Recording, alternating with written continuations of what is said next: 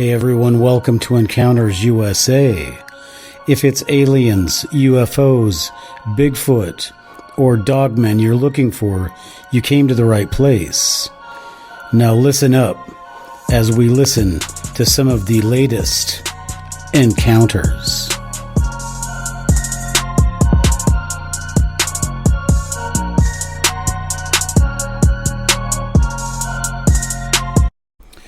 Hello everybody and welcome to Encounters USA. I'm your host, author Matthew Heines.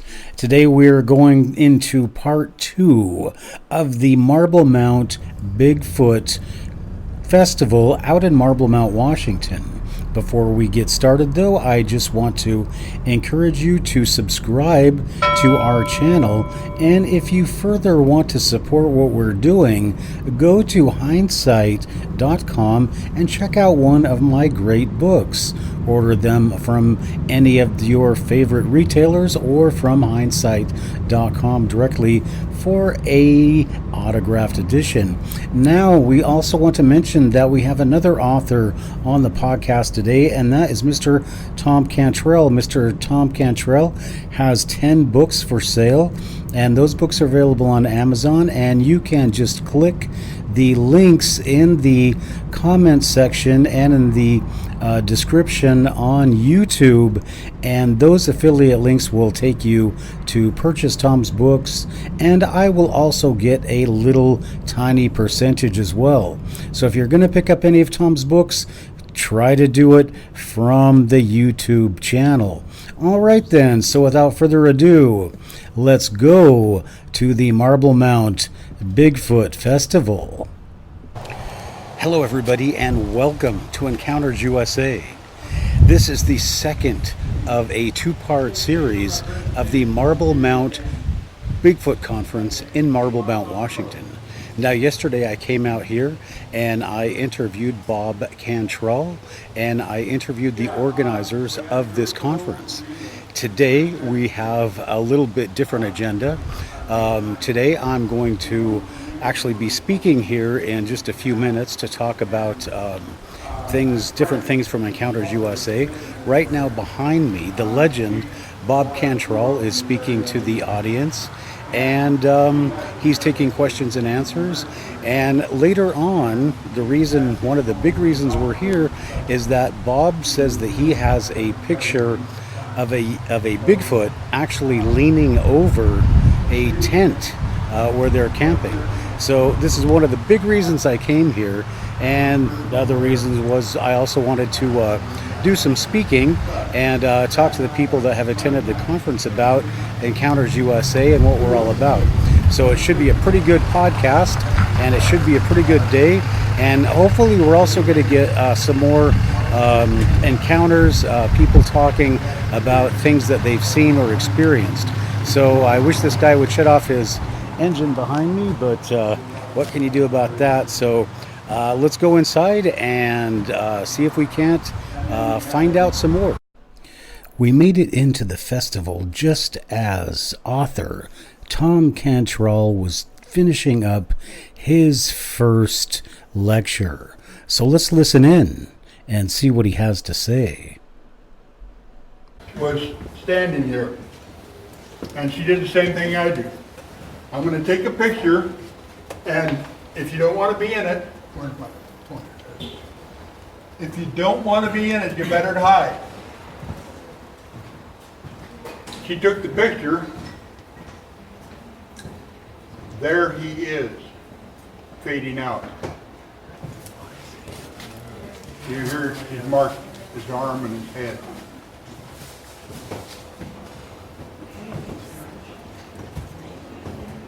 You can just barely see this white outline there.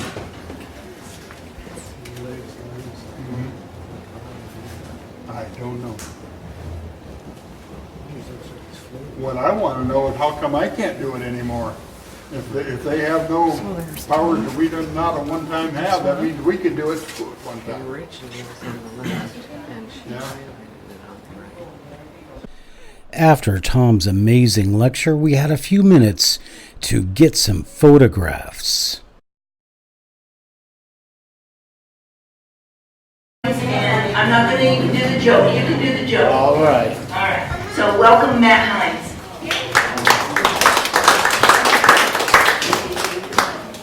Thank you, Sabella. Thanks for, and Tom, I also want to thank you for giving me a little bit of time up here. No problem.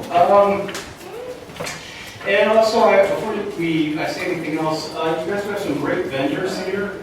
They have some really nice merchandise, so please go ahead and check them out and tip your waitress before you leave. All right, so my name is Matthew Heines, but the joke is, if you were here yesterday, I apologize for making you go through this again. But my last name is Heines, and I'm a teacher and a coach. So what makes me the best coach in the Northwest? When my team gets behind, we can always catch up.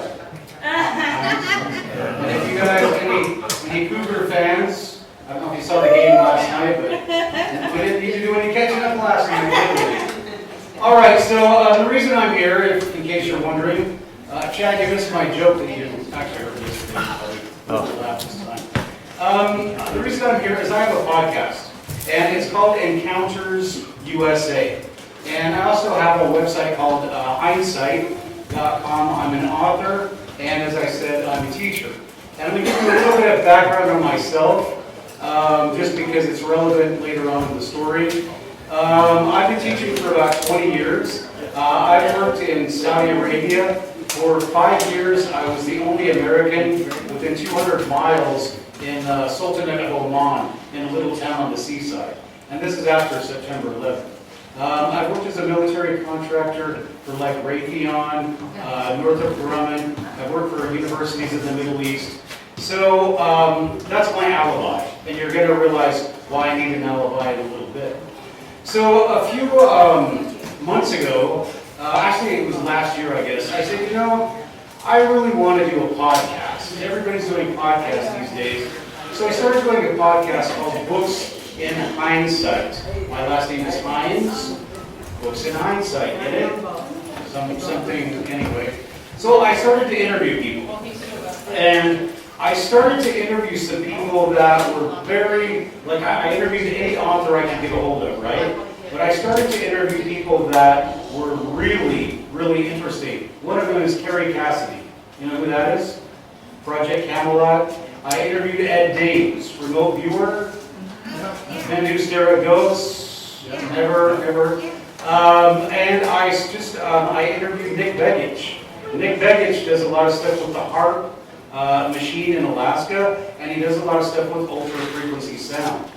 So, and I interviewed people that wrote books about UFOs, but as I'm talking to these people, I'm going, you know what, this is all related. Nick Begich's sound and how they're controlling us with low-frequency sound waves. Well, Bigfoot does that, right? We've heard of that. UFOs. Bigfoot has been associated with UFOs. And a lot of this stuff I didn't even know when I started my podcast. All I know is my background was, when I was a kid, I've never, except for going to the East Eddy Ranch a few months ago, or a few weeks ago, I've never seen a UFO, I've never had an alien contact or whatever, but when I was a kid, living in Ogden, Utah, it was my mom and me and my brother. And my mom was single, and for a couple of nights, I woke up on the floor. And something told me to get back into bed, right? And I didn't know what it was, but so the first night, I got up and I got back into bed. And then the second night it happened, I said, wait a minute, what is that? Who's in the house? So I went and I checked the door's locked and everything. And I could never figure out what that was until at one point, I was watching one of these TV shows, and somebody had recorded an abduction, and they said, don't wake up in this metallic voice. And I said, wait a minute, that's the same metallic voice I remember hearing as a kid. So as far as being, having a paranormal experience, that's as close as I get. When I was in the army in Egypt, there was a UFO encounter that I wasn't really there for, but I know a lot of people saw this UFO, so I can't really tell you, oh, I've had an experience, I've seen Bigfoot. But all I can tell you is that there's a lot of people, very credible people that have. And so when I started my podcast, Encounters USA, I do aliens, I do Bigfoot, and I do Dogman. Does everybody know who Dogman is? A few people? Dogman's some crazy stuff. And I have some ideas about it, and I also have some ideas about Bigfoot and UFOs that I'm going to talk to you about, but today we're not really going to talk about Dogman so much. Alright, so I start doing my podcast, Encounters USA, and I start to interview these very interesting people. One of them is Rich Germeau, who is an ex-sheriff over in Thurston County. Now in 2000, Rich had a Bigfoot walk in front of him out in, I should back up a little bit. I grew up in Swin, okay? Swin, Washington. So if you want to know what's wrong with this guy, we were talking yesterday, and a lot of these guys are from Port Angeles, and they call them the Rough Riders. And the reason the reason they call them the Rough Riders is because they don't change their underwear. And if you want to get into that, you ever heard of forks? Oh, yeah. And the reason they call it forks is because the family trees don't. But we're talking about Bigfoot today, so let's leave town history alone. Anyway, so I grew up in the town of Swim, never heard friends, relatives were loggers, and never heard of Bigfoot, never heard anything, and I was out in the woods with the Boy Scouts, doing that stuff, never heard of anything of Bigfoot. And when I came back from Saudi Arabia, and in 2013, it's like there's a whole culture. There's a whole culture now of Bigfoot and aliens and UFOs. And so the subject of my, if you want to have a subject or a topic, is this idea about do you believe? And at what level do you believe? And what exactly do you believe? Because as I'm talking to different people, everybody, especially about Bigfoot, Bigfoot has all of these different attributes. So let's start with Rich Germeau, a deputy sheriff out of Harstine Island. Have you guys heard about that encounter? Okay, well, I'll be very brief about this. Rich was an active sheriff, and they had had some encounters at Harstine Island in Thurston County. So Rich goes out on his off-duty time and puts out trail cams. And at one point, he's on Harstine Island, and he's got one Bigfoot sitting here watching him, and he's got another one over here. And he basically just turned around and backed out of that situation. But ever since then, he said they followed him home. He tracked them over to Lake Cushman. And if you look at my Encounters USA podcast, you'll see all of this. You'll see my interviews with Rich, and you'll hear him talking about it. So I'm going, holy cow, there are Bigfoots here in the Olympic Mountains. That's pretty crazy stuff. I didn't know that. So I'm talking to Rich, and Rich says, well, look, before I even get into Rich, let me tell you something else that Tom I talked to you about yesterday, is that I talked to a remote viewer named Ed Dames. Who's heard of Ed Dames? Okay, Ed Dames, if you haven't heard of him, he was the head of the Army's remote viewing unit. And I was just interviewing him, and I said, all right, well, let me just ask you some questions about stuff the remote view. So I asked him about UFOs. I said, what about Bigfoot? And he said, Bigfoot's not from here. And I said, what does that mean? He said, well, he's just not from here. He said, I'm going to look for Bigfoot this summer. And I'm going to interview Ed in a few weeks. But I want to find out what happened with Bigfoot, because the last time I got an email from him, he says, I'm still going out, I'm still looking for Bigfoot, but I want to hear what exactly happened in finding Bigfoot. So Ed Dames says that Bigfoot is not from here. Where is he from? So yesterday I talked a little bit about, I wrote a book called Deceptions of the Ages. And it has a lot to do with how the extraterrestrial phenomenon is handled by the Freemasons. And I made the point yesterday, as I do in my book, that Steven Spielberg is a Freemason. George Lucas is a Freemason. They're very powerful Freemasons, by the way. And I made the point yesterday, and I always do, that in 1973, there is where they have the Kecksburg UFO landing and all that. Well, in 1973, there were all these UFO encounters. Bigfoot was with the UFOs, and all this strange stuff was going on. in this area of Pennsylvania and Indiana. And I think part of the Close Encounters was based on that. So, 1973, all these encounters happened. 1976, you have Bigfoot on the $6 million man, right, fighting. You guys are probably too young for that. And then in 1977, Bigfoot is on Star Wars, right? He's flying around a spaceship. So what, as I talk to people that are in the Bigfoot field, a lot of them agree that this is probably a psyop. You know, like the 1938 Mars attack, probably a psyop. They just wanted to see how people would react. And people just kind of shook their heads and said, oh, I'll go get one of those Chewbacca dolls, and that was pretty much the end of it. So, that's where I come from on Encounters USA. I don't believe in Bigfoot. I've seen enough evidence, and UFOs and Dogman. I've seen enough evidence to think, not believe, but to think that these are actually a fact. All right? So what I like to talk about when I talk about this subject is how our government and the media wants you to believe in stuff like you believe in Santa Claus. You believe in UFOs. When I'm not going to get into that too much, but it's a matter of semantics. If you think about something, that means you're a human being. If you believe in something, you're a stupid kid, right? You believe in the Easter Bunny.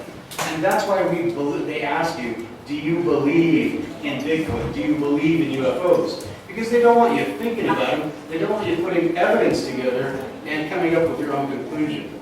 All right, so I just want to, I don't have a lot of time here, so I just want to get you through the path that I took. I'm talking to this sheriff, Rich Germeau. He says, well, yeah, they did a study. Now remember, I was overseas. I didn't know anything about this. They did a study, he says, about Bigfoot. Really? Well, I want to hear more about this. Have you heard about Melba Ketchum? This really amazes me. Melba Ketchum is a veterinarian DNA expert. She lives in Texas. If the police had a case that they needed animal DNA tested, they went to Melba. She was that well respected. In 2006, I think, David Politis of 411, you know him? Went to Melba and said, I have DNA, and I want you to test it. And so Melba Ketchum started this process where they started collecting DNA. They had blood samples, they had skin samples, they had hair samples. And they took them and sent them to 12 different labs. And I remember, I didn't know any of this until I started talking to her friend, and I interviewed her friend on my podcast. And I'm going, oh my gosh, are you kidding me? So they got 12 samples, sent them to different labs. All of them came back with this conclusion. Bigfoot is a woman. The female the mitochondrial, the mother DNA is from a human female. Okay, so Bigfoot has human mama. All right, that's the one thing. The other thing is that the DNA that Bigfoot actually has, they don't know where it comes from. They have a whole human genome. They have every Cro-Magnon, every variety of human you could ask for. They don't have anything that matches the male genome for Bigfoot. So that presents a really big problem. So where did baby Bigfoot come from if they're coming from a human female? And now I'm not going to get into a lot of conjecture or whatever. I like to do science, but we do know that women are being abducted and taken up in the ships, right? And they're manipulating their DNA, and they're telling them, oh, you're gonna have these offspring. You've heard these stories, right? Well, when you're asking, and we heard yesterday, I didn't hear this one, that Bigfoot has a baby every 7 years. I didn't know that. So, I mean, this is what science has found out. And what my point in all of this is, it really has a lot to, so that you understand some things about Bigfoot, about why there's nobody's ever proven Bigfoot, etc., etc. Melba came out when she was doing her study and said, I'm looking for Bigfoot. That was a big problem. Because the people that heard her say that excuse me, they said, wait a minute, looking for Bigfoot, we don't look for Bigfoot. And immediately, they lined up. Have you ever seen that movie Airplane? Where the woman's freaking out, and they've got all these people with bats, and we're going to calm her down. Well, that's what they did to Melba Ketchum. From all the people you see in the Bigfoot Hunter shows and the Jeff Mellors, they all just tore her apart. Oh, looking for Bigfoot. Your science is not accurate. But even today, Thom will tell you that science accepts her findings. Everybody accepts her findings, but they destroyed her. So, when you start talking about, yesterday people were talking about, oh, we'll shoot a Bigfoot and we'll bring it in and that'll be the evidence. It's not going to be the evidence because that Bigfoot is going to be put away somewhere in the Raiders of the Lost Ark, big warehouse, and you're never going to see it. That's just the way it is. And my point is, in my podcast, is that if you want disclosure, you've got it. It's right here. The government's not coming in here saying, oh, you're all under arrest for talking about Bigfoot or UFOs, and they don't have your name on the nightly news saying, look at this wacko talking about Bigfoots. This is all the disclosure that you're ever going to get as far as Bigfoot or aliens. There would just be too many legal issues with them coming out and saying that Bigfoot does exist or aliens exist. Okay. So the last thing I want to talk about is this idea of Bigfoot. What is Bigfoot? Now, yesterday, I hear strange things, and I like to throw them at people, and I like to see if they fit in. Yesterday, I asked Thom, okay, so I saw this guy in Bigfoot, or on YouTube, and he's got a Bigfoot hand, and it's magnetic, and it's like from a baby Bigfoot, and he held it up against the spade of a shovel. It's on YouTube, I don't know if you've seen it. But it sticks to the shovel, right? So that's pretty weird, but it goes a long way towards explaining how a Bigfoot is able to move. And then when I see, I just saw Thom's pictures of the fading in and out Bigfoot. If you know anything about physics and lights, and you can start manipulating magnetism, you can do a lot of things with how people can perceive you. All right, so I don't want to go too far into that, but when you hear people in the Bigfoot community talking, and this is one of the last things that I want to talk about, is that everybody has a different idea of what Bigfoot is. Some people say strict, straight animal. Other people like me say, oh, well, probably straight animals, but maybe they have some connection to UFOs and aliens. And I just want to, before you walk away saying what a nut that guy is, yesterday I quoted this movie, David Paulides' last one, The Missing Hunters. And so I'm just talking what people have told me. Ron Moorhead, who just wrote a book called Quantum Bigfoot, he lives over in Sequim, and he talks in depth about how these things are related to aliens. And he was on this movie, he was in this logging camp or a hunting camp in the northern Sierras. And they saw some really, really weird stuff. And they got these vocalizations of Bigfoot. But Ron seems to think that they are definitely, because he says one of their party was a fireman who saw a Bigfoot standing like next to a UFO at their camp. And then he said that there was a lightsaber kind of thing that just went floating across the camp, right? So there's a lot of weird stuff that went on that you can see in this movie. Now, in all the stuff that I've talked to you about, there's two conclusions you can come to. The first conclusion is Occam's razor. The simplest solution is the best one. And that is these people are all lying frauds, okay? They're all lying frauds. There's no Bigfoot, there's no UFOs, whatever. These people have something wrong with them. But then the other alternative is they're not lying, is that people are really being abducted, that there's really these big creatures floating around out in the woods, and they have connections to maybe ET or something. And through it all, our government knows about them. Our government has evidence of them, and they always keep coming out with the same thing they did with Melba Ketchum. No credible evidence. So, when you guys are questioning the Bigfoot question or talking about, oh, you're always going to get it, do you believe? And it's always going to be rounded around that kind of like religious kind of religious question. And I just hope that when people are looking at it, it's not a religious question. It's a question of science. So people have different characteristics that Bigfoot has, and I know that Thom is going to get ready to talk about them. But one of them is that they can read your mind, that you can't sneak up on them. Well, the people tell me, oh, that I've snuck up on them. I mean, I surprised a Bigfoot at a stream. Like I said, some people, this guy with the magnetic hand. Well, maybe that's a property of Bigfoot. Is Bigfoot psychic? Can he tell what you're thinking? Can he follow you home?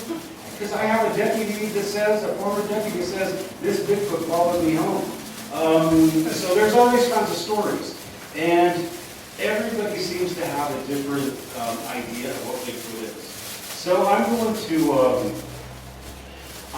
to tell you the last thing that I kind of started off with yesterday is the story of these Indian wise men. And they're from India, and they're blind, and they come up to an elephant. And since they're blind, they say, oh, we can't really figure out what this is. So each one of us will take part of the elephant, and we'll say what it is, and then we'll try to figure out what our creature is. So one takes the tail, and the trunk, and the leg, and together, the wise men find out, oh, this is an elephant. You know, some thought it was a snake, some thought it was a tree, other things thought it was this. But in the end, they decided, well, it must be an elephant. And that's what we're trying to do here. I don't have the answers. Thom has a lot more answers than I do. You have some answers, but together, as people, we can all come up with the right answers. But the thing is you have to be careful of how the argument is shaped and who is shaping. So if you guys want to watch my podcast, it's called Encounters USA. I have a YouTube channel, and I also do a podcast as well. And I will be featuring Thom and this festival on my podcast if you guys want to watch it. So I'm Matthew Heines, and I thank you for your time.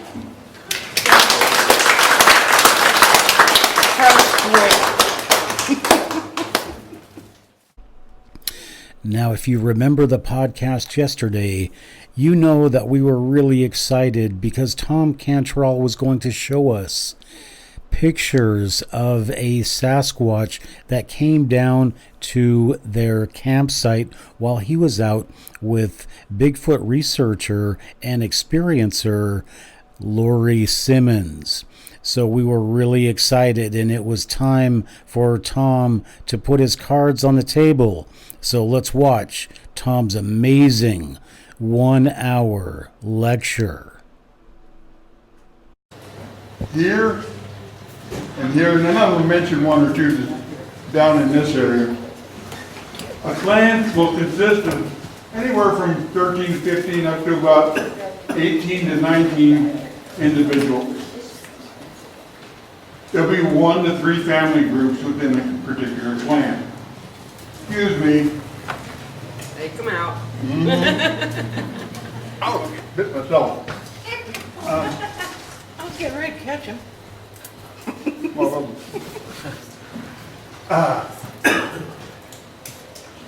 They are very careful of their population. They only have children a minimum of about 7 years apart. Twice a year, they have what I would call a regional meeting.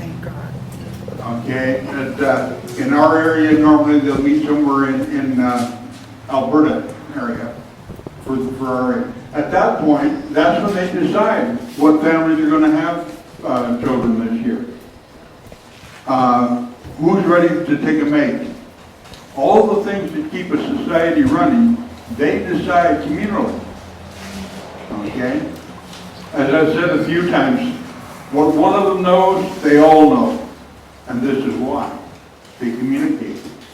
They have tremendous respect for one another, and there is no, what we would call a hierarchy. The youngest one has the same rights in the clan as the oldest one. There is reverence, and there is respect, but there isn't a hierarchy. Okay? They do not,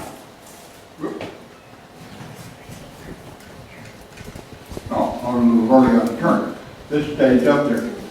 They do not defend territories. That's one of the things that makes my skin crawl. Well, they're in battle defending their territory. No, that's a human thing. Okay? Do not anthropomorphize. They are themselves. They're like us in many ways, but they're unlike us in many ways. Number one, they use their head for something besides a hat rack. That's the only one in the room with a hat. They don't defend a territory. They do live in a specific area. The clan that's in this area, their general area will extend from east of the Cascades, almost down to the pine biome area, all the way to the saltwater. And they use it all. They're big, they require a lot of food. It takes a lot of food to feed 18 or 20 bodies that are the size of that. Okay? So they take some ground.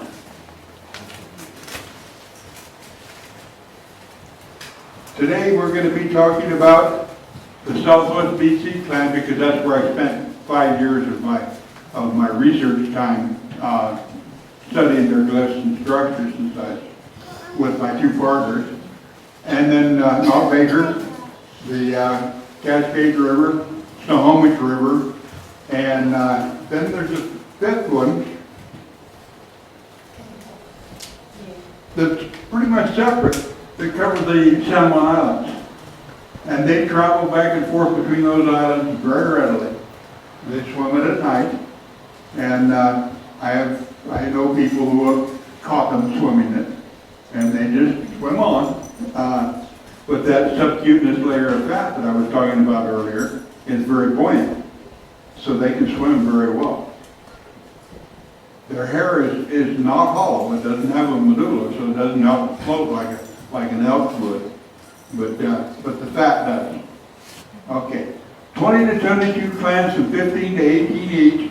That yields about 300 to 350 population total in the state of Washington. Okay? They live a nominal 100 years if they don't have accident or disease. So if left to their own devices, they'll live about 100 years. That means that about 3 per year die. For those that say, well, how come we don't have a body? Well, show me a body of a bear you found in the woods. Show me a body of a cougar. And there's thousands of those in the state. Okay, not 300. And you haven't seen a body either, have you? Okay. Now we're in a situation where we've got 300. They live 100 years. If they die, a bear lives, what, 25? 15 to 20 in the wild. Okay? Now you've got 3 dead bodies in 71,000 square miles of the state of Washington. That's a little hard to find one body, or 2 bodies, or 3. Okay. Now, let's add one more sticker to that. They bury their dead. They're hard to find when they're buried. Okay? The first thing they'll do when they bury a body is they move a rock from the size of that table to half the size of this room over the grave. If it's the size of that table, they'll transplant trees over it. And I mean trees that are 18, 20 inches in diameter. 4 months later, you never know they were transplanted. You'll never know there was a grave there. It just looks like a rock sticking out of the ground with a tree growing off it. Okay? And then they may be buried 3 feet deep or 20 feet deep. So what do you have? How do you find it? Basically you don't. So you don't have a body. That said, the last thing I would ever want to have happen is to have them proven to science. As Matt alluded to. Okay? To have government take ownership would be the beginning of their demise. Look at our government's track record with indigenous people. Wonderful, isn't it? We don't have a government of the people, by the people, and for the people no longer. We have a government of the special interest, by the special interest, for the special interest. Look at what the spotted and spotted owl did to this country. Do you think that owl lived only in old growth timber? We who were foresters told him it did not. Wildlife biologists told him it did not. Special interest groups said it did. Of those three, which one donates to their re-election campaign? How do they vote? They vote with the money, like they always do. Okay?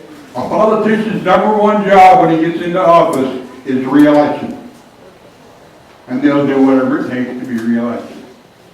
That's why, if these were turned over to the government, Dr. Milton Friedman, economist under 4 different presidents, one of the wisest men that's ever lived in this country, said if you put our government in the charge of the Sahara Desert, in 5 years there would be a worldwide shortage of sand. And that's true. Why do you think our government spends $27 a gallon for diesel fuel to run our ships in the Navy? I can buy it for $3.39 down here at the gas station, paying the tax on it. But our Navy pays $27 a gallon. It's because some special interest has bought enough Congress people to convince them that we got to use biodiesel. Have you bought beef lately? Compare that to before they started using biodiesel. The price of it. You know, I can't afford to buy it anymore. I don't have a credit card. That's because all that corn it used to feed beef now makes fuel for our ships at $27 a gallon. That's why I don't want Sasquatch under their control. I don't trust them. I love my country, but I'm learning to hate my government. Okay. That's enough politics. A few years ago, several years ago now, I met a guy. We had a conference in Kennewick. Great conference. The first International Society for Primal People conference, international conference on Sasquatch. We had about 550 people fly into the town of Pasco, and we met for 3 days in Richmond, and we had a ball. We had great people. And you've heard the story, you never tell anybody your research area. I had a little deal there on Friday morning. We were going to take just an outing up into the Blue Mountains where I do my work, or did my work at that time. And I figured we'd probably have 30 people who want to go.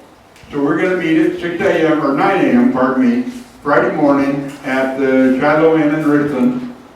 Got there were 33 cars waiting to go.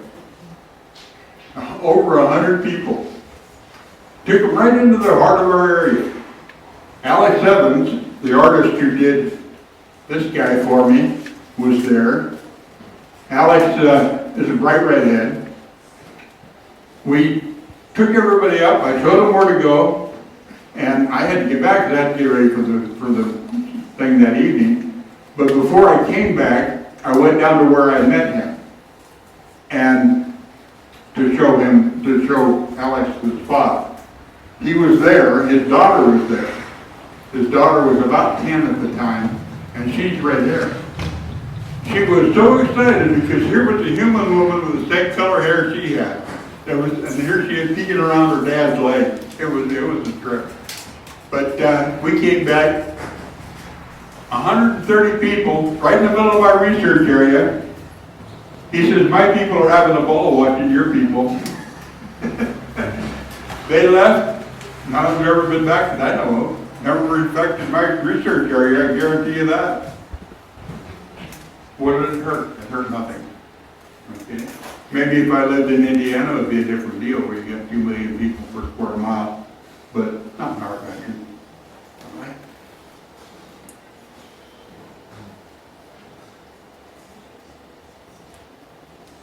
Our research area in BC, Canada.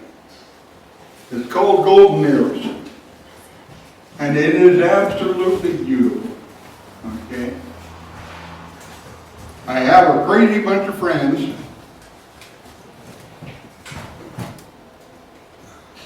That one over there, I have a mentor, Arla, who lives in Oklahoma. We would talk and she'd sign off by saying, "Later, Tater." Yeah, that was just the way she said it. Well, Brian came into the picture, so we were trying to figure it out, and she kept calling him Tater too. I said, no. If I'm Tater, he's Top. So to this day, that is still Tater and Top, okay? The pretty one in the middle, that's Sue.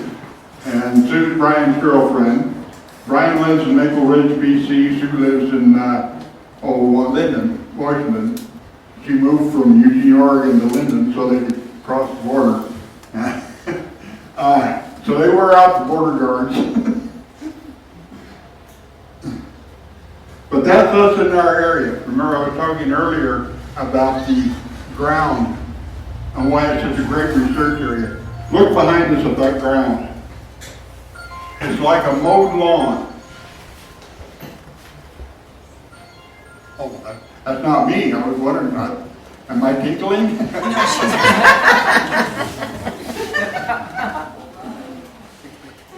There's what we were researching. Isn't that beautiful? If it didn't mean anything, it would be beautiful. But look at the, peeled sticks in a field of sticks with bark on them. Is that a clue? I'll tell you how, in the 5 years we did this study, I recorded over 25,000 pictures of these glyphs. The only ones I share are the ones I'm over 90% sure are Sasquatch related. Okay? That means I have a ton of them that I'm somewhere between 50% and 99% sure of, that I never show anybody. So I probably have 1,000, 800 to 1,000 that I share. And the rest of them I never show anybody because I'm not sure of them. Okay? This is the one I'm sure of. What does it mean? The clan leader in that area, as I told you, his name is Arishna. He's a big guy. And that's his signature. When you see that sign in that area, that's referring to him. Okay? Now, A means other things in other places because there's a different connotation. Remember, just a while ago, we talked about connotation and the importance of knowing what you're talking about to understand what's being said. Okay?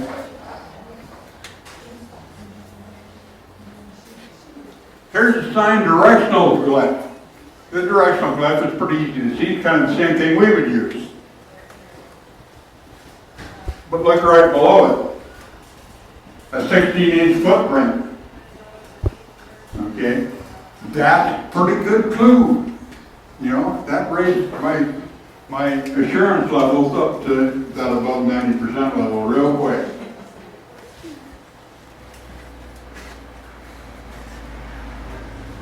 Structures. Got to go to page 2 here. Remember what I said yesterday? I turned to get all the way down. I look down and this is still on page 2. And I'm on page 8.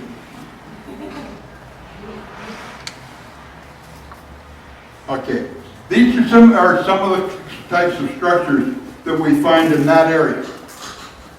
One thing that we always find that is a big clue, if you look inside of there, that is coated with sword ferns, picked sword ferns. Now, unless you're a horticultural specialist, you have to know how to pick a sword fern in order to do it. They have a very tough stem. Okay? That means my time's up. No. We did it so we can see the picture more. Oh, I thought my lights just went on. Look at the lights. Talking to to the rangers inside. This is a provincial park, a very large provincial park.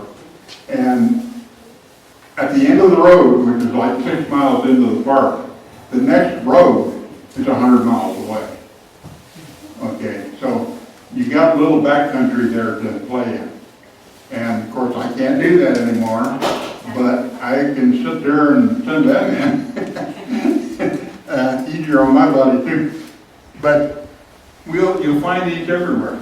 And the park rangers said, by law, when they find them, they have to take them down, because it's got to stay natural in there.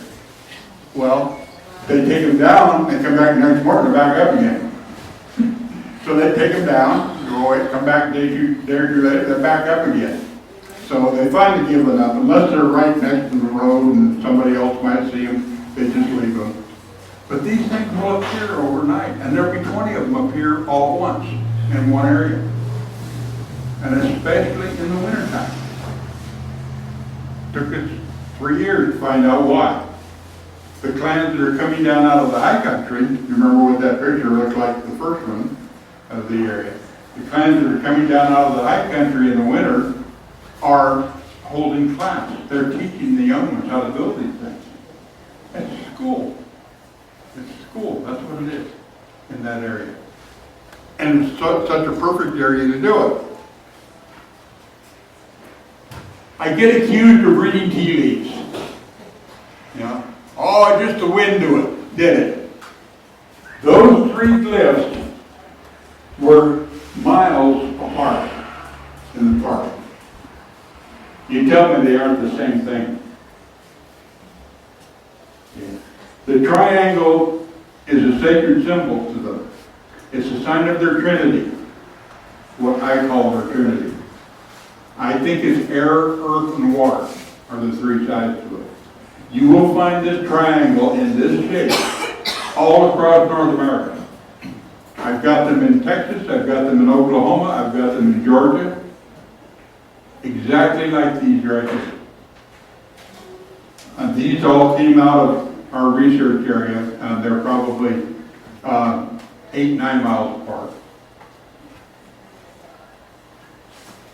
Do they believe in God? Yes, they're very spiritual. Okay, they're not religious, they're spiritual. Sweet. What do we look for? There's a good clue. I love finding another clue. Okay. Second beach. You go in East Canyon, and it's about 8 miles hike and 15 kilometers. So yeah, 8 or 9 miles. Sometimes it's pure art. You look at that picture, you tell me that's not art. Does anybody see anything but that? You know, that's absolutely gorgeous. Look at the textures, the shapes, the colors. That's also the cover picture on our report, the book that we wrote in the report of it. Look at this one. I want somebody to look at that one and tell me how the wind blew that one there. I'm going to turn around, I'm going to turn my back to you a little bit so I can point this out. But notice this stick is over the top, underneath. This one is over the top, underneath. This one is over the top, underneath. That is woven on 3 sides. The wind did not blow that there. Not unless they have some very special winds in BC. And we find these regularly. I can't say, you know, how often, but we find them regularly. I've got a whole reef of pictures. I lost one thumb drive and lost 19,000 pictures. Most of them were in that 50 to 80% purity range, so I didn't really lose anything. Plus a lot of them that were better were somewhere else too. But there were 19,000 pictures on that one thumb drive. This one, I promised yesterday I would talk about this. Remember I said that he has been through the transition? Okay, that he's been translated? Look at this glyph. It's an asterisk with a very special story. Number one, the bottom element is nearly totally covered in moss. The second element is about half covered in moss. The top element has virtually no moss on it whatsoever. This is the transition from old to new. See that right in the middle? That's a split maple width tying the center together. Okay? Now, my proof that it's theirs, that's a 15-inch trackway right across the middle of it. 52-inch stripe.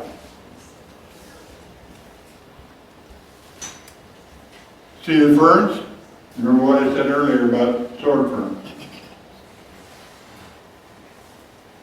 This is one for years I could not talk about. It's only been this last year I've been able to explain what this is.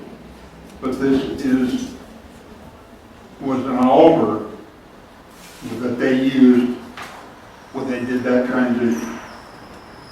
And renewal, rebirth from the old to the new. One of my all-time favorites of their structures.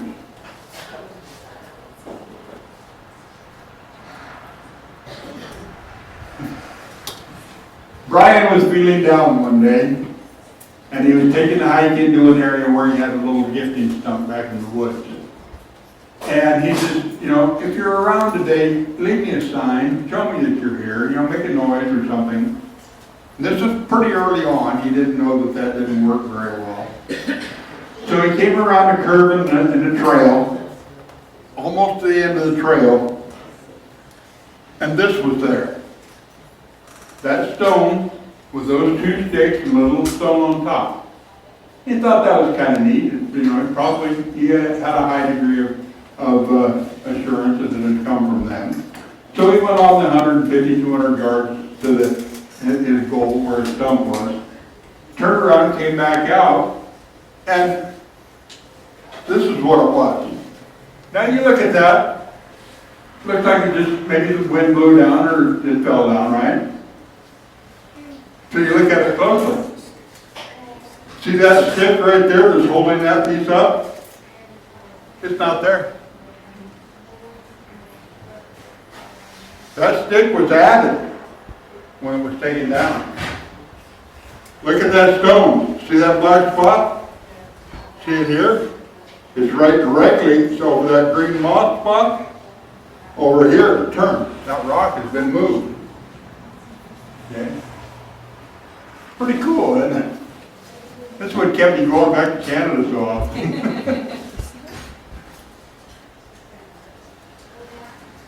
I promised you a sentence. Remember yesterday we talked about my signature glyph? See it right there? X, regardless of what YouTube tells you, is not keep out. It's welcome. It's a friendship sign. This is their symbol for the park, and this is their symbol for Canada. Yeah. Welcome, Thom, to our park in Canada. Is that a sentence? Mm-hmm.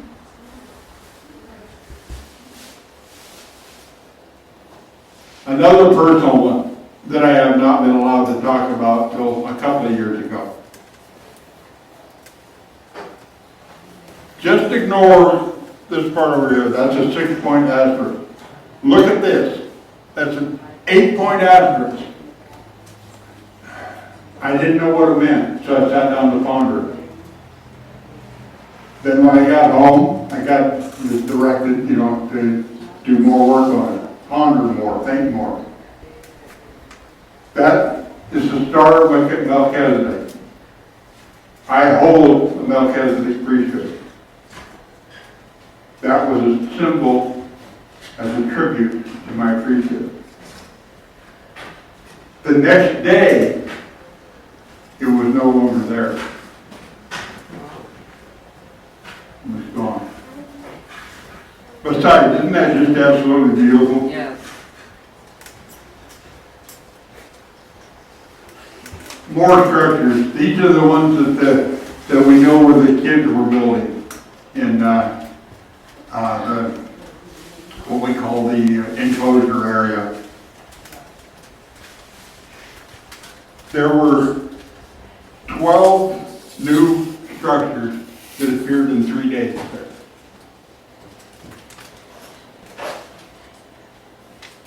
Look at this one. This is another one of my favorites. See how they built the structure? See the little fire ring in front? Yeah. It's a mimic. They've reconstructed our camp. Okay? And Brian and one they built. Now from here we're going to move. Though before we move, I've got to tell you the story on this. Walking across this green lawn I was telling you about, we see this young guy. He's probably 14 years old, something like that, right in there. He's about 6.5 to 7 feet tall. He comes running across the field, gets behind this stump, looks over the top, pulls the huckleberry plants down, and he peers over the top at it. Randy Brisson took that picture. Isn't that cool? Yeah. Now we're going to move down to Clan 2, Mount Baker area. So this is Sue's work here, since stuff that we found since she moved up there a couple, 3 months ago. Look at that little structure. Little shelter of some type. I don't know what it's for. I haven't gotten a chance to get up there because I can't get out anymore. So I just have to rely on their reporting for me. But I just think it's beautiful. Again, see the ferns? Okay? And I think that's a boathouse. I don't know what any other reason for it, but it's out in the water. And they put that together out in the middle of a little pond there. In Bellingham, there's a lady, good friend of mine, has become a good friend of mine, Marcia K. Moore. She's a forensic artist, and she moved from Florida to Bellingham to work with the Lummi tribe because she does reconstructions on the one on the left is a Paracas skull from Peru. They're elongated skulls. They're not human because they have no suture lines in the skull. The entire skull grows as they grow. Okay?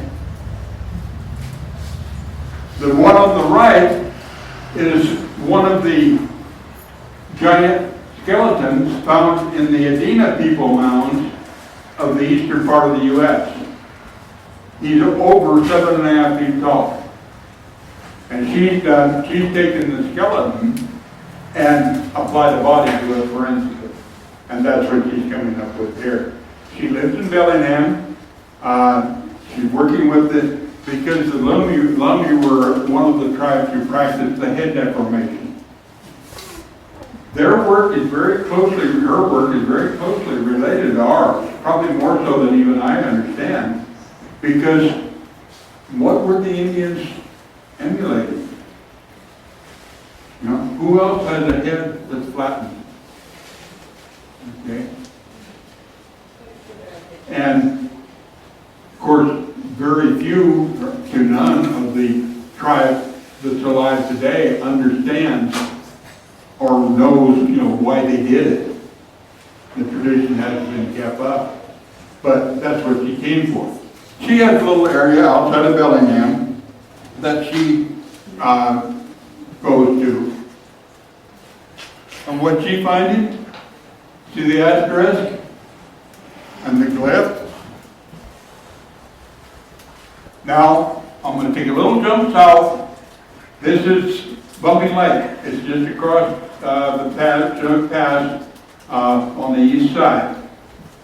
It's one of our areas that we go to regularly, especially in the fall of the year. because the lake is dropping. This is an irrigation impoundment that feeds down the Cayutan Natchez River system into Yakima River and waters lower Yakima Valley and even down into the Tri-Cities area. So by this time of the year, it's low, okay? We were there last September, and we got there on the tail end of 3 days rain. We're taking a walk out along the edge of the lake. There's always tracks in that mud. But look at the track we found here. That is a butt print. It's 22 inches across. There's a track right there. It's a juvenile female. If you look at this very closely, you can see it on the picture here. You can see the hair striations across the butt. You can see the labia. You can see the anus. We cast it. The calf weighs, I didn't bring it because it weighs 67 pounds. Those are knee prints where she rolled over to stand up. Her knee, compared to mine, is like that. We found 3 of them. What they were doing, I don't know why, but what they were doing, there's this pothole of mud, and she's sitting there with her feet in the mud. Now why, I don't know, I don't have any idea. But there were 3 of them. There was a juvenile male, and the other one we couldn't tell what it was, but a very, very juvenile. And then this female.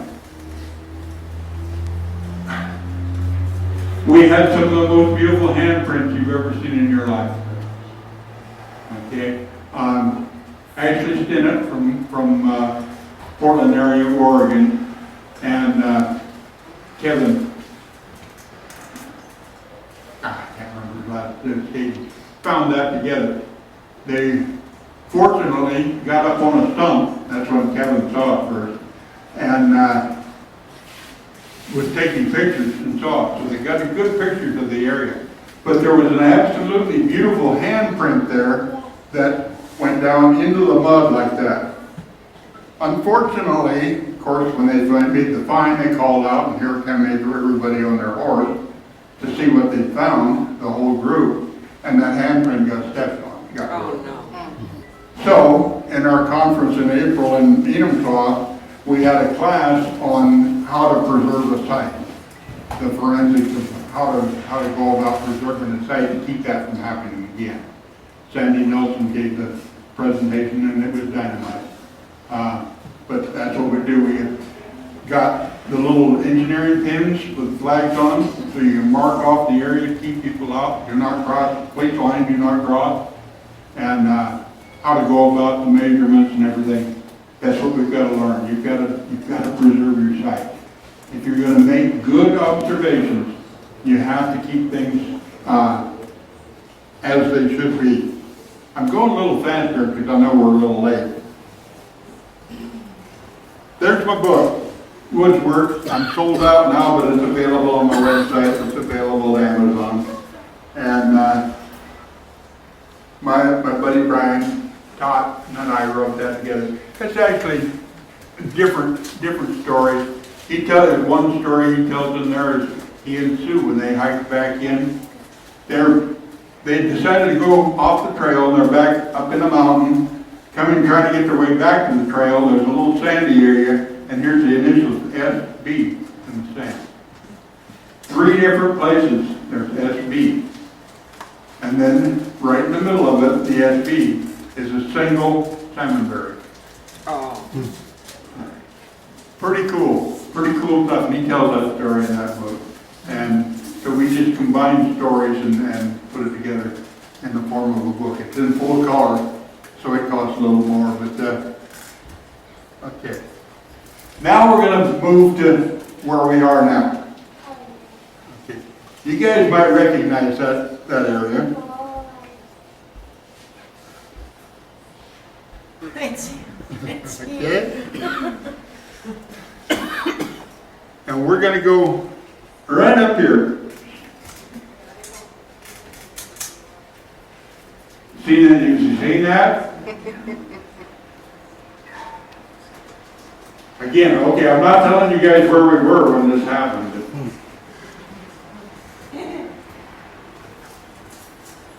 Lori Simmons, some of you may know Lori.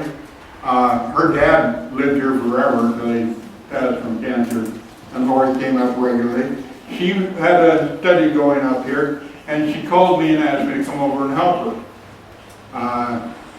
She had some very strange goings on there. We did hours of recordings up there. I wanted to rent a ground penetrating radar system. I used them a lot as an engineer. But do you think when I wanted to do it up here, I could find one for rent? No chance. So I had to do crawling around on my knees. The ground penetrating radar is much easier to use, by the way. Those two trees right there, there is a hollow area underneath of them, and you can be talked to from there. It happened to us last night. Yep. Yep. We were campsite 8. I can't get much more specific than that. Lori called me and said, I've got a group coming from England.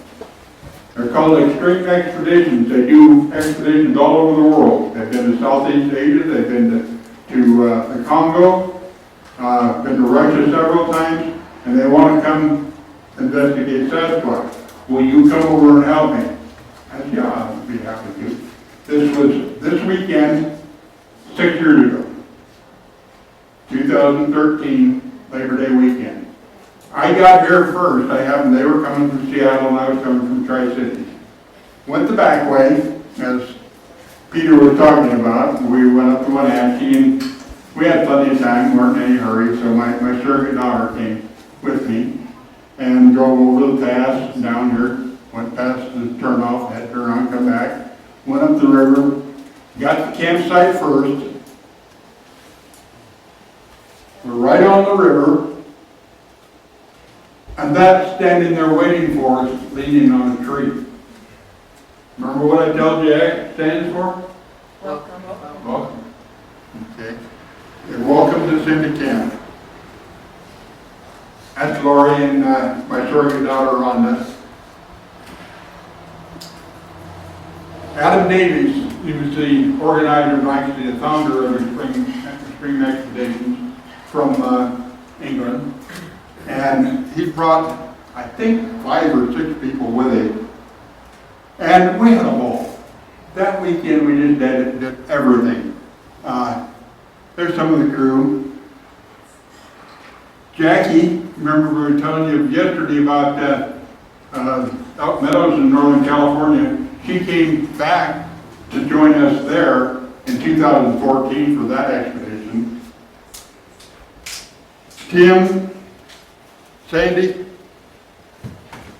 that's Sandy checking out the river. He didn't stay in long, but he did do it. Every day, Every day. twice. Mm-hmm. This is what we found over the weekend. We got a lot of vocalizations, a lot of evidence, and several tracks. Then on Monday, Rhonda and I went back home. We got home, and Monday morning, I'm just waking up. Let me see where I am here.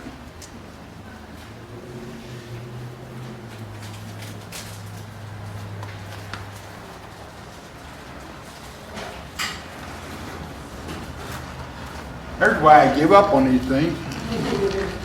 They don't cooperate.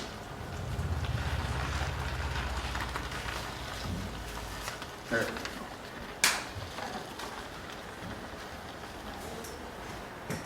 Yeah. Monday morning, or Tuesday morning, early, I get a call. You gotta get back over here. You're not gonna believe what happened to us last night. Lord, is everybody alive? You're all right? yeah, but you gotta get back over here, you're not gonna believe it. I said, well, what happened? I can't drop right now, I still got a shower, or at least finish it.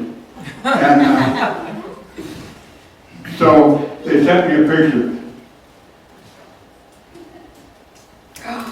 Oh boy.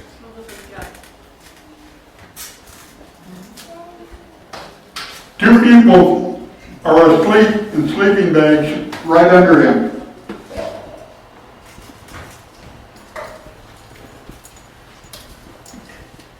That tabletop, and you can go measure it, is 29 inches.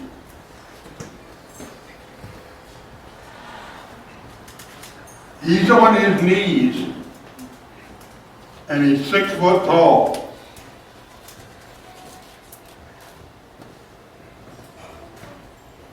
There's this picture, and there's one other. And the other one, he's leaned back a little bit, and you can see the breath being exhaled. These are the only 2 pictures on the trail cam.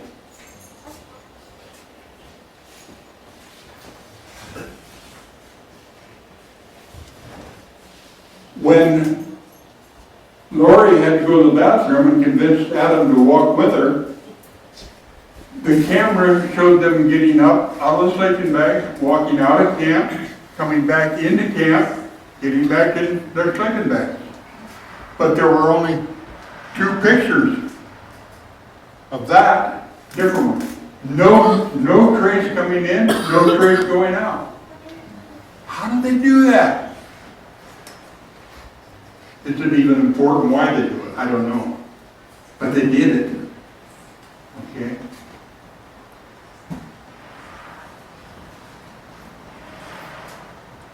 We've had people say, oh, that's just a person with a sleeping bag across his back.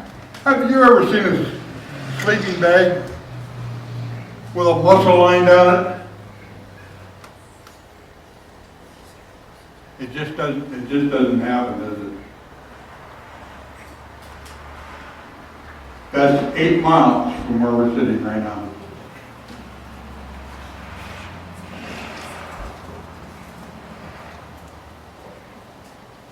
There's the spot. I look at it without him there, and it looks spacious, doesn't it? How about if we, and this is one thing I always preach. I was talking to somebody earlier, they thought they'd had a sighting, and they were totally skeptical until this happened to them. Always reenact it. Put somebody there. Okay? We had that happen in the Blue Mountains in June when the group was over there. One of the ladies saw one walking up the side of the hill, thought it was one. They reenacted it. The person in the same spot they couldn't see. Too small. Didn't show up real bright. But they saw the Sasquatch. We've done that 2 or 3 times in that area of the Blue Mountains, and every time it just totally debunks the fact that it was a human. Okay? There's Tim. Remember the big guy in that picture? Compare him, and I tried to scale those exactly the same. There's Tim kneeled in the same spot where he was kneeled. Reenact it. See the difference? There's Tim as compared to me. Okay? Do you have them close?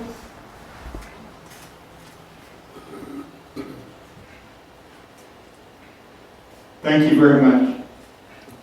And I know you know that scene. And there's our camp. And you're welcome to try to go look.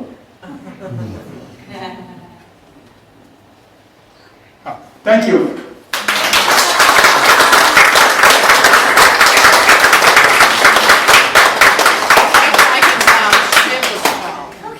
I say I can vouch, Jim was tall. Yeah, he was. He was a tall man. Questions? Any questions? Yes. I didn't hear you speak yesterday, and I don't know your background, say, but when you made several references that you were not allowed to mention anything till now. That guy right there. I've written books and not been allowed to publish. Mainly that's because they contain stuff that the haters would go hermetile over. And that all came about after Dr. Ketchum's debacle. Because it's unreal the stuff that went on, what they did to her. Now, I gotta tell you, I don't like Dr. Melba Ketchum. She hurt some very good friends of mine very badly. As a person, I don't like her at all. But there's nothing wrong with her science. Okay, I've gone through it with a fine tooth. I've gone through the Sasquatch Genome Project with magnifying glass, and I cannot find anything wrong with it. She didn't do the testing. University of Southern California, University of Texas, University of Texas Arlington, Texas A&M University, University of North Carolina, they did the testing. They just sent her the report. She collated. Okay? And if you think that if she'd have misquoted something they had in their report, they wouldn't have screamed about it? Oh yeah, they'd have been on their hind legs. University of North Carolina, these were all blind studies. Nobody knew what they were testing. They just had DNA to test. Okay? They made the report. She collated. Okay? When they found out they had tested Sasquatch DNA, they threatened her with lawsuit. Do not use our name. If you put our name with that, we're going to sue you for, well, that's the attitude. That's the scientific attitude that we fight. Okay? Sorry, I didn't mean to go off, but that's something that does get you. Yes, sir. The last stuff you showed up at Lori's place, Uh-huh. is that where you talked about the talking tree? Yeah. Is that, I think I've read that story, is that where the stuff's going on underneath? Yeah. That's where we were last night. He told me, get out of the truck and walk up there and introduce yourself, but do it calmly. And then, yeah. Don't be right. Do they live underground? They can. Or in If there's a caves. cave system, yeah, they're opportunistic. If it's there, they'll use it. Kind of like we are. Except they don't have a length facility. Yes. Do you think they're attracted to any certain types of terrain or mountains, or is it just where the food Food. is? Where the food is. Okay. Yeah. Food and water. Yeah. Any hunter-gatherer society is where the food is. Tom, are you the only one gathering the glyphs? No, there's other people doing it now. When we started, nobody else was. Matter of fact, I coined the term glyph in relationship to them. But now, it's nationwide. There's people finding them. Are the glyphs nationwide, or is it the same writing? Same writing. Amazing, isn't Yeah, that? yeah. Is it? Have you published their language or?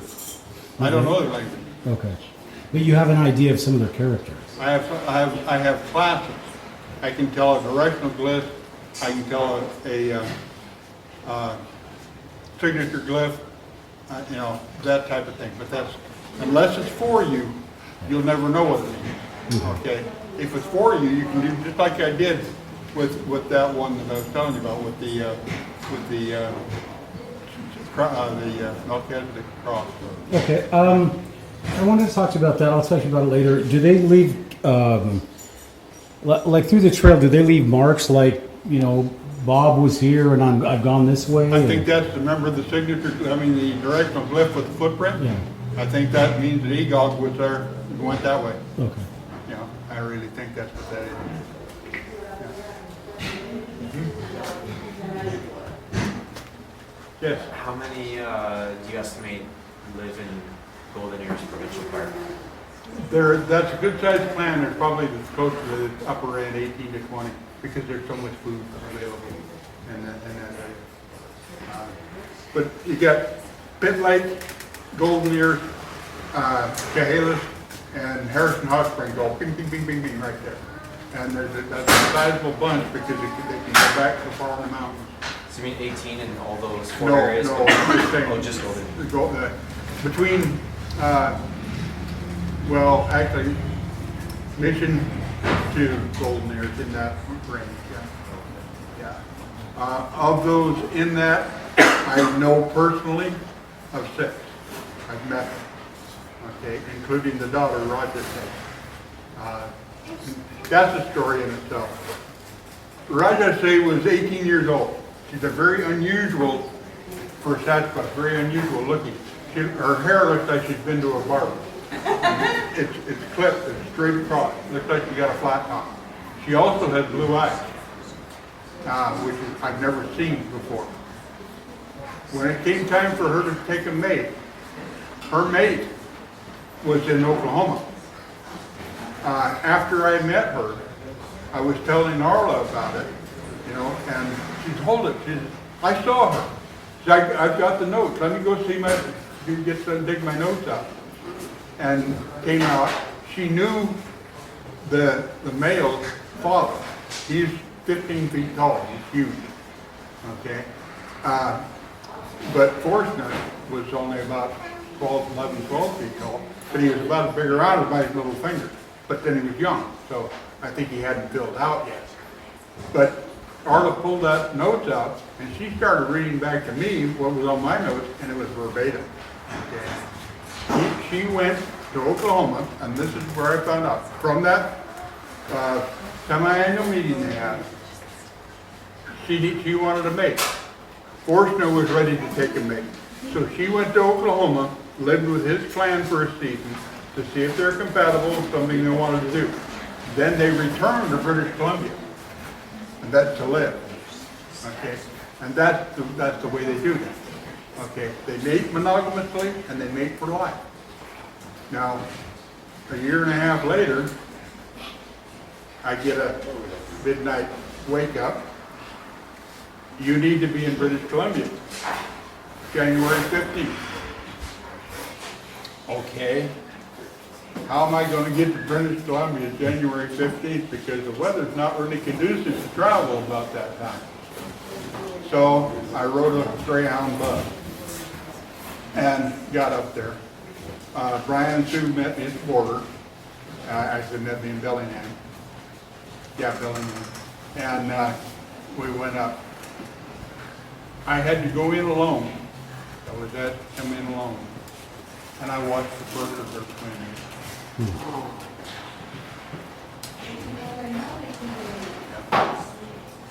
Unbelievable. Unbelievable. Aranaya and Ananaya.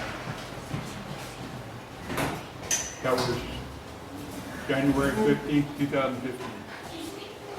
Do you think they're young or very helpless, like human? Just like human babies. Like for years, I mean? No, they stayed with mother. I mean, with mother for 2 years. About 2 years. I haven't seen them since they were 6 months old. I'm going back up there next month if I can travel, and I hope to see them. Just totally. It would be the highlight of my trip. Maybe the last time I ever get to go, and I would give almost anything to be able to see them now. 4 years later. Did they call you Grandpa? I don't know. Yeah, that'd be kind of fun. So they'd be how old? 4 years old. 4? And I can imagine, because I've seen other young ones before, the handful they are. But the 2 of them together, gotta be. That's probably not too common now, twins, is it? I've never seen it before. And it was almost like a royal birth. I mean, there were attendants sitting and watching the birth. I was with 18 male Sasquatch. Like, how close were you to all of them? One here, one there. Right beside him. Very special invited guest. Believe me, I felt it. I don't think I got my mouth shut a week afterwards. Fantastic. She just had one attendant to her. I think it was her mother, I'm not sure. But it was that. That's why I don't care if it is the last thing to do. Okay, yes. But, so what is your communication like with them? Is it, Depends on what they want. It can be just, it can be telepathic, or, and this happened over in the Blue Mountains. We had our Blue Mountain Rendezvous a few years ago. I got a glyph right outside my tent, and I've got pictures of it. It was called a council, and I knew exactly what it was immediately. That's what happens. If it's for you, you know, okay? And, but I didn't know when the council was gonna be. That afternoon, I'm just walking down from camp, and I heard a noise, looked up on the ridge, and here's five Sasquatch standing in a line. The people are in camp. We got a whole camp full of people right there. And they couldn't see them, but they could hear them. And they could hear me and see me. And we sat there. I thought it was, I felt like 2 hours standing there. They said it was more like 20 minutes. But they were speaking to me in a language I don't speak. And I was answering them in the same language. And you saw Sue's picture.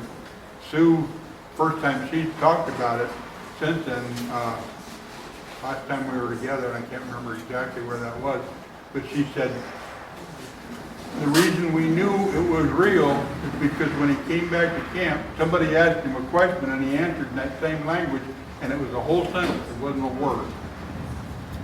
And I didn't know I did, but I was used to speaking in that language with them, and I just answered in the language.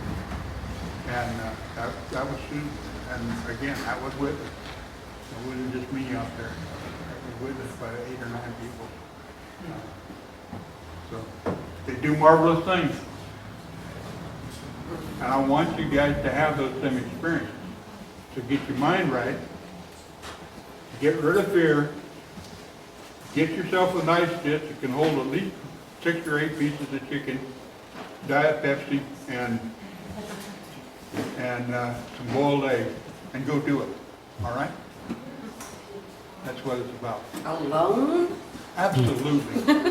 Absolutely. There's nothing else. Like I said, the only thing to be afraid of in the woods is wear shoes. I'm afraid of cougars. Washington State Cougars? Yeah. You got one right here. Yes. Did you say Watch out. Oh, no. They're coming from a husky. Wear shoes. I go barefoot as much as possible. I know. I saw his resume. Why do you say wearing shoes? People. Oh, I see. Okay. Drug dealers, you gotta worry about that. Yeah. Sure. When you've been in the presence with them, has there been other individuals or humans there that you weren't familiar with in the groups? Yeah. Yeah. Yeah, it's happened before. It's always one of the same 2 or 3. I think it's a mind thing again, mindset.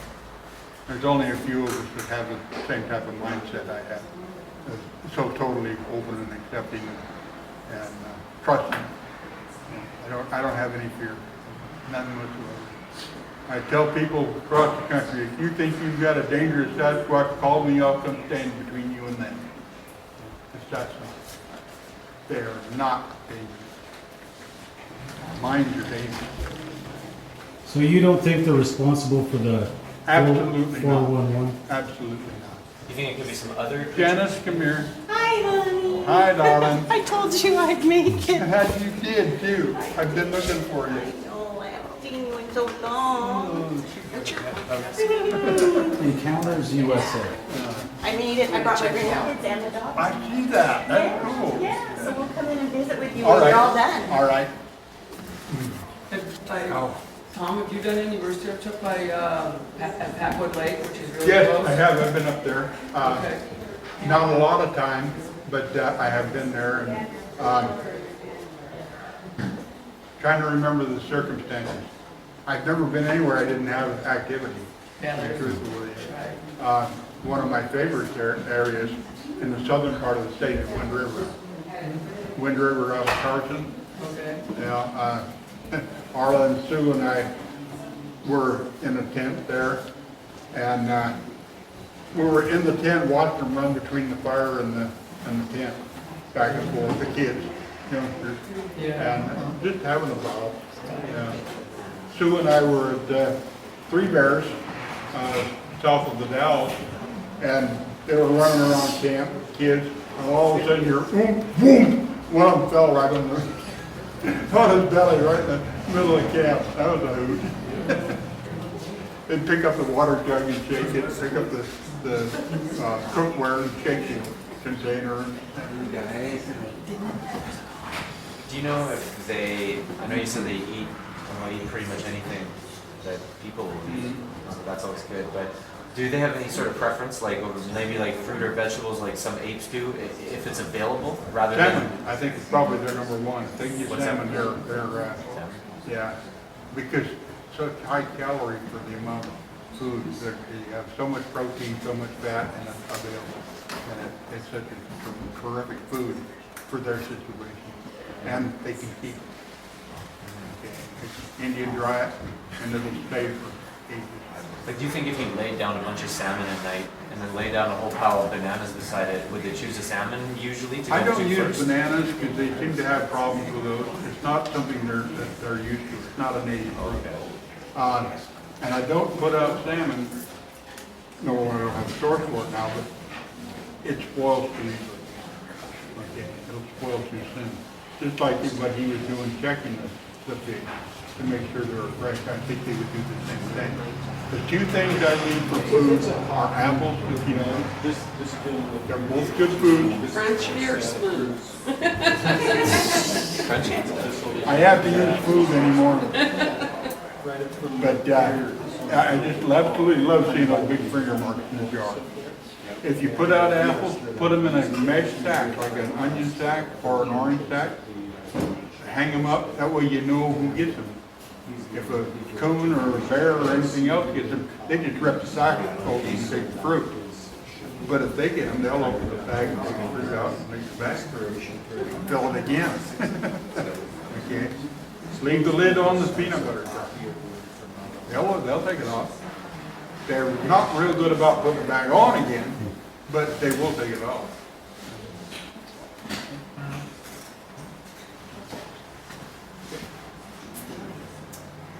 Have you gone through Banff and Jasper ever? No, I've never been that part of Alberta, that far east in Canada. I've always wanted to. It doesn't look like it's going to make it now. I have a friend just out of Edmonton. Story at the international conference in Kennewick 3 years ago. I've got to tell you, Russell, I wasn't speaking that year. I don't like to speak at that conference because they're ape-only people for the most part. But he wanted me to have a table there to people come to talk to me. And I'm sitting there, and all of a sudden I heard my name ring across the phone. Thom! Thom! And I look up, and here's this little girl about yay high, running as hard as she can across the hole. And she just left and dove at me, threw her arms around me. What a big kiss on my cheek. And I'm sitting there wondering what's going on. And here comes her husband. I'm kind of ruining the mood, but he says, you saved her life. And I backed up, that's somebody I don't know that knows me. And I saved her life. She had an encounter and it scared her. She thought she had lost her mind. You see the fake that. And she said she read in one of your books the same thing. That was all right. And to this day, she emails me at least twice a week. But it made me think, if you're writing things that have that much impact on people's lives, you better be right. You've got to do it right. And that's what I try to do. I just tell what happened. I'll leave it to history to decide whether it's right or wrong. whether my interpretation is right or wrong, but that's what happened. And everything I said this weekend falls under that. Do they have keelers? At the end of Tom's speech, we knew it was the end of the Marblemount Bigfoot Festival for 2019.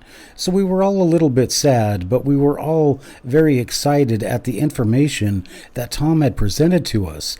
First of all, the idea of these glyphs, and that Tom would show us these words that they have, or these glyphs they have to represent concepts like welcome, and that he even had his own glyph. I must say that I was looking at the pictures, and I'm going to have to look at them a little more closely. You tell us what you think in the comments on YouTube.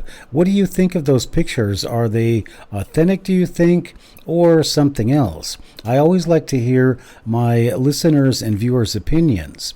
But overall, the information that Tom gave was fantastic. And if I must say, then I think that first speaker on the podcast didn't do so bad himself.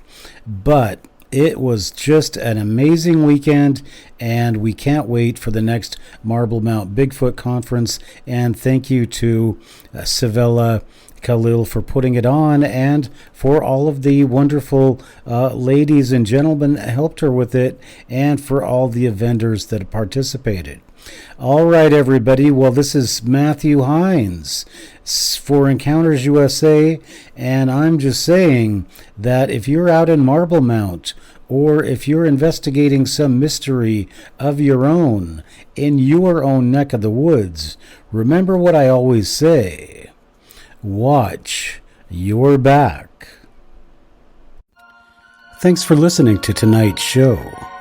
Please remember, if you've had an encounter, we want to hear about it. Go ahead and email us at encountersusa1@gmail.com, or contact us at encountersusa.com, our website, and go to the contact form. All right, everybody. Until next time, be careful out there. And if you're out in the woods, watch your back.